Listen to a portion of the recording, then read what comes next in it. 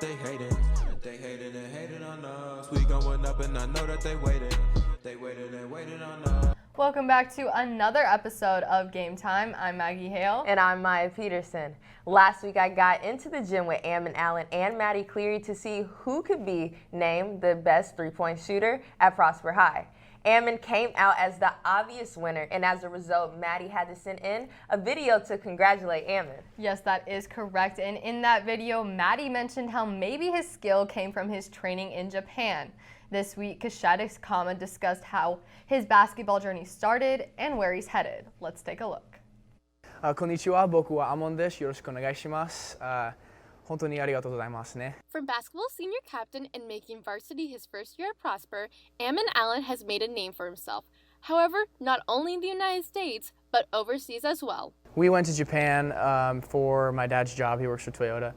We got the opportunity to go over there for 2 years, and it was a rare opportunity, and my dad figured that it would be good for us as a family to go over there, so we just went with it. Going overseas for 2 years is a big change. Ammon was focused on one big thing when leaving his hometown in Colorado.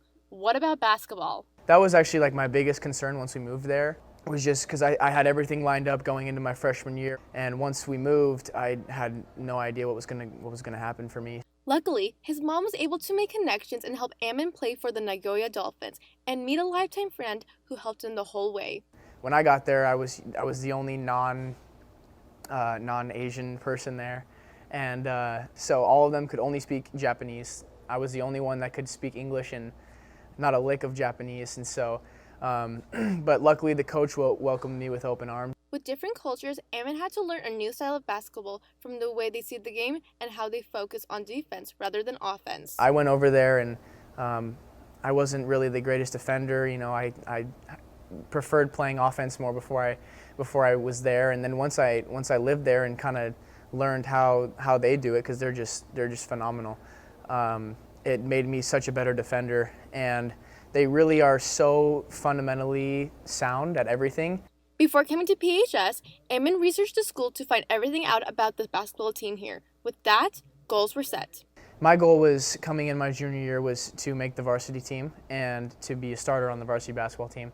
After coming from Japan, Ammon accomplished both his goals set. Looking back, it's such a big blessing to be able to come in basically out of nowhere and at such a big school with a lot of competition, and was able to just show who I was. Ammon has an abundance of what motivates him to play every game, from his family and his belief in God, but his biggest motivation is someone who changed his life. My biggest motivation is one of my best friends in Japan. His name was Sho Sasaki. He was the captain of the team. He was a senior when I was a sophomore, and he's my biggest motivation because he passed away in a car accident just after the season had ended, and he was like one of my closest friends, and so he's such a big inspiration to me. With the memories made in a different country, Ammon wishes to relive one thing.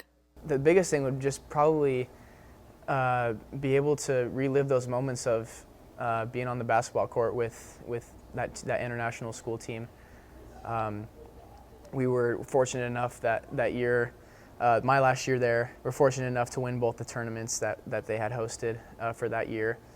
And it was just, the chemistry was amazing. We were able to accomplish a lot of great things on the court. So he stands out on and off the court with an objective he uses to stay focused on the big picture. Make sure that you put your foot in the door any opportunity that you can, and just be vocal, communicate, and just show what you have, and just know that if you're doing everything controlling everything that you can control, it's going to work out well in the end for you. If you would like to support Ammon and the other varsity players, be sure to go on to Prosper Basketball Twitter and look at the schedule. For Eagle Nation News, I'm Kashida Kama. Prosper. As always, Hot Topics is where we make our kind of bold, kind of biased statements about some major sports stories happening. And to start us off this week, we have to get into this Kansas and K-State brawl. We have to. Before we discuss this, let's go ahead and show you exactly what we're talking about.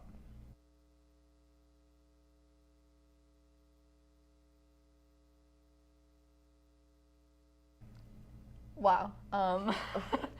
We're starting out right, at least today. We only have one bad Only news. one bad thing today. But I think the biggest takeaway we could say is this is a rivalry game. They're going to have to see each other actually on February 29th again. But they're going to be missing a couple of players. They are, but they aren't important players. There's one that's important. He's a freshman.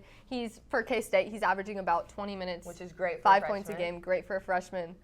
But tell me about this Kansas player. This is what we're interested in. So you see the beginning part, and then we cut out the part where one of their players grabs a chair and is literally holding it over another K-State player, and his name is Silvio de Sousa. He's definitely suspended for 12 games. Yeah. We expected that. Kansas is still debating on whether they should revoke his scholarship or not, because Coach Self is a big coach that everyone knows. He said it was embarrassing. Right. He was like, this is a sign of immaturity and selfishness, which is all the above. But one thing, like you said, they're not that important of players. All these players, other than the freshmen, are averaging about 10 minutes per game, if that. Yeah. 3 points per game, if that. 3 rebounds, and most of them are getting in at the end of the games, hoping that it's a blowout if they're winning or losing. So, hey, Kansas is number 3 on the AP polls right now. This is not even going to affect them. I don't think so. But if any of these players are planning to continue their career in the NBA, they all need to step up and gain some maturity, like Coach Self said.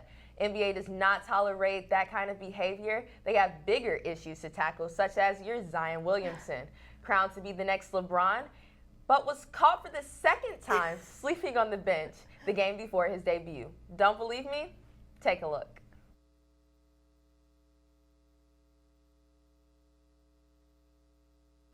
Like you said, this is not the first time. This is the second time on the bench, but it's gotten to the point where he's actually had to comment about it, and he doesn't call it sleeping, he calls it meditating. Well, I have to respect his meditating because he came out on Wednesday night against the Spurs with 22 points, 4 from 4 from the three-point line. If you are a Zion Williamson fan, you know he could barely make a free throw shot during his Duke freshman year, but this year he's kicking it up. He's stepping it up. People are making comments about his weight as well, but Zion is ready for whatever this next step is going to be, even if they lost to the Spurs and he has a young team around him. Definitely. Speaking of some congratulations, Eli Manning has announced that he will be retiring after some fantastic seasons in the league. He has played a great season so far. And players like Tom Brady even took to congratulate him on Twitter, saying, "Congrats, but I wish you didn't beat me in the Super Bowl all those years." And he even had to comment on that in a press conference, saying Brady was joking, but he was also kind of serious. Yes, he was. Both of them in early stages of their career. Eli Manning was able to go out there and beat him twice, 2008 and 2012, and take away that MVP from none other than Tom Brady. We love Eli, though. We do. Pioneer for the New York Giants. Definitely. Great players, helping out Saquon and Daniel Jones, who obviously took his spot. But we love Eli here. We do. Yeah. Yes, but we are in a season of congratulations, as one of our own Eagles will be joining us in studio to discuss the next steps in their career. Stay tuned.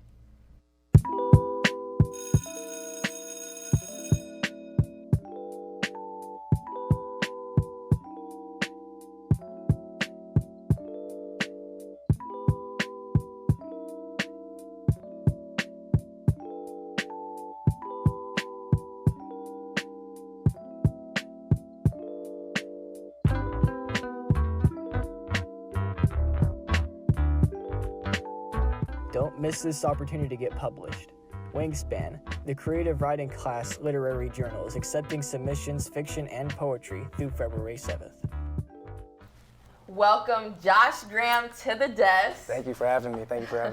All right, so Josh, you recently released big news on where you're going to be headed for Friday Night Lights in the fall. I don't want to give it away. Maggie doesn't want to give it away, so go ahead and let us know.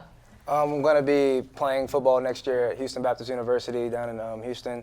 It's a really great opportunity for me, and I'm really excited to take it on to the next level and do big things. So.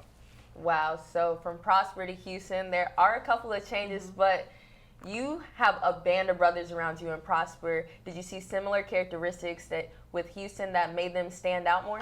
Yeah, when I went down on my official in Houston, just when I stepped on campus, it just felt like home. It just felt perfect, and all the guys really bonded around me, and they really talked to me, and it just felt like home, and it just felt right. So that's what I'm going to be at. That's great. Well, from us, we are proud to be able to be a part of this 4-year journey and love to see what you're going to do in your next 4 years. Once again, congratulations to you. But tonight we have soccer and basketball going on, and we encourage everyone to make it out to one of these games.